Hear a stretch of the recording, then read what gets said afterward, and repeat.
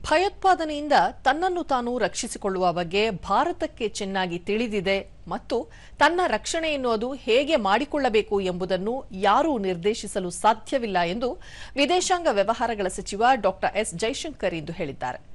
ಚೆನ್ನೈನಲ್ಲಿ ನಡೆದ IIT Madras techno entertainment ಉತ್ಸವದ ಉದ್ಘಾಟನಾ ಸಮಾರಂಭದಲ್ಲಿ ಸಚಿವರು ಭಾರತವು ತನ್ನನ್ನು ತಾನು ರಕ್ಷಿಸಿಕೊಳ್ಳಲು ಅಗತ್ಯವಿರುವ ಎಲ್ಲವನ್ನೂ ಮಾಡುತ್ತದೆ ಎಂದರು.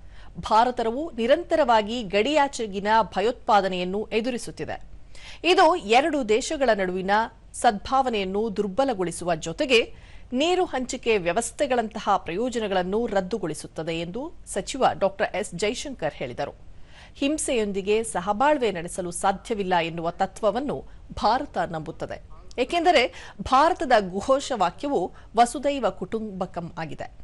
ಭಾರತೀಯ ವಿದೇಶಾಂಗ ನೀತಿಯು ಜಗತ್ತನ್ನು ಒಂದು ಕುಟುಂಬವಾಗಿ ನೋಡುತ್ತದೆ ಮತ್ತು ರಾಷ್ಟ್ರೀಯ ಸಾಮರ್ಥ್ಯಗಳು ಮತ್ತು ಪಾಲುದಾರಿಕೆಗಳ ಮೂಲಕ ಸಮಸ್ಯೆ ಪರಿಹಾರದ ಮೇಲೆ ಕೇಂದ್ರೀಕರಿಸುತ್ತದೆ ಎಂದರು.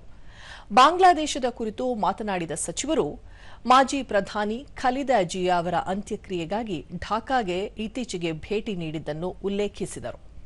ಭಾರತವು ಸ್ಥಿರ ನೆರೆಹೊರೆಯವರನ್ನು ಬೆಂಬಲಿಸುತ್ತದೆ ಮತ್ತು ಭಾರತದ ಆರ್ಥಿಕ ಬೆಳವಣಿಗೆಯು ಅದರ ಚುನಾವಣಾ ಅವಧಿಯಲ್ಲಿ ಬಾಂಗ್ಲಾದೇಶ ಸೇರಿದಂತೆ ಪ್ರದೇಶಕ್ಕೆ ಪ್ರಯೋಜನಕಾರಿಯಾದ ಏರುತ್ತಿರುವ ಅಲೆಯಾಗಿ ಕಾರ್ಯನಿರ್ವಹಿಸುತ್ತದೆ ಎಂದು ಹೇಳಿದರು.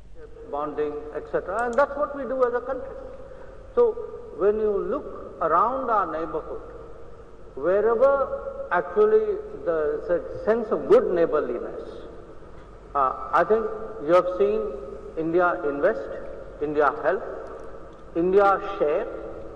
So, we were talking about the COVID.